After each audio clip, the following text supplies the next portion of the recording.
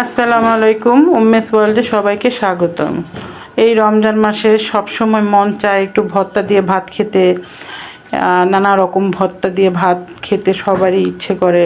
সেটা শুটকি ভর্তা হোক বা পাতায় পিষা ভর্তা হোক বা হাতে কাঁচা পাতা দিয়ে ভর্তা হোক, সেটা যে কোনো ভর্তাই হোক, যদি সুস্বাদু হয় সবাই ভর্তা দিয়েই কয়টা ভাত খেতে চায় এই রমজানে। আমি আমার বাগানে দেখলাম আজকে বাগানে অনেকগুলো থানকুনি হয়েছে, তাই ভাবলাম যে থানকুন পাতাটা একটু ভর্তা করি, এবং এটাও স্বাস্থ্যের জন্য খুব ভালো।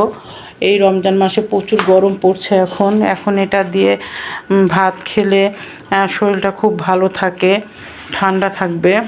আর থানকুনি পাতার তো অনেক গুণাবলী আছে, যা বলে শেষ করার নেই। তাই আমি আজকে এই ভর্তাটা করছি। এই ভর্তাটা আমি ভালো করে ধুয়ে পাতাটা কুচি কুচি করে কেটে নিচ্ছি। এটা আমি কাঁচাই ভর্তা করব হাতে মেখে। খুবই সুস্বাদু হয় এই ভর্তাটা, আমার তো খুবই ভালো লাগে। আপনারা বন্ধুরা যারা কখনো এইভাবে খেয়ে দেখেননি, একবার হলেও এইভাবে খেয়ে দেখবেন। অবশ্যই অবশ্যই ভালো লাগবে আমার মনে হয়। সবাইকে একবার হলেও খেয়ে দেখার, এইভাবে ভর্তা করে খেয়ে দেখার অনুরোধ করছি। শুকনো মরিচটা কোনো টালবেন না, কোনো কিছু না, কোনো ভাজাভাজি কিছুই করতে হবে না। শুকনো মরিচটা ধুয়ে নিয়ে এই কাঁচা শুকনো মরিচটাই কুচি কুচি করে কেটে নিতে হবে। সেটাকে মরিচ দিয়ে, লবণ দিয়ে, মরিচ এবং কাঁচা মরিচ এবং পেঁয়াজ ভালোভাবে চটকিয়ে নিতে হবে, এবং কিছু কাঁচামরিচও দিয়ে দিয়েছি।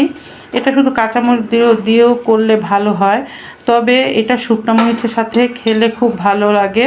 এবং শুকনো মরিচ যদি এইভাবে করে খাওয়া হয়, পেটের কোনো ব্যথা বা কোনো রকম সমস্যা হয় না। এটা কারণ শুকনো মরিচটা ভাজলেই শুকনো মরিচের গুণাগুণটা নষ্ট হয়ে যায় এবং সাইড এফেক্ট দেখা দেয়। কিন্তু এটা তো আমি ভাজিনি, এটা আমি ডাইরেক্ট কাঁচা শুকনো মরিচটাই কুচি করে নিয়েছি, তাই এই শুকনো মরিচটা পেটের কোনো ক্ষতি করে না। অন্ততপক্ষে আমার যে ধারণা, আমি আজ পর্যন্ত খেয়ে কোনো দিন আমার কোনো খারাপ হয়নি। সুতরাং শুকনো মরিচটা দিলেও ভালো লাগে। তো যারা শুকনো মরিচটা অ্যাভয়েড করতে চান তারা কাঁচা মরিচ দিয়েও খেতে পারেন, কোনো সমস্যা নেই। তো আমি এটা ভালোভাবে মেখে নিয়ে তেল দিয়ে ভালোভাবে মেখে চটকিয়ে নিচ্ছি। দেখেন কত সুন্দরভাবে ভর্তাটা হয়ে গিয়েছে, এবং খেতেও এত সুস্বাদু হয়েছিল। গরম গরম ভাতের সাথে অসাধারণ লাগে এই ভর্তাটা। একবার সবাই খেয়ে দেখবেন। এই থানকুনি পাতা সব জায়গায় পাওয়া যায়, গ্রামগঞ্জে মানুষের বাগানে সব জায়গায় পাওয়া যায়। যাদের গ্রামে থাকে না, ঢাকায় থাকে, বাগান বা ছাদ বাগান কোনো কিছুই নেই, তারা কিনেও এইটা বিক্রি হয়।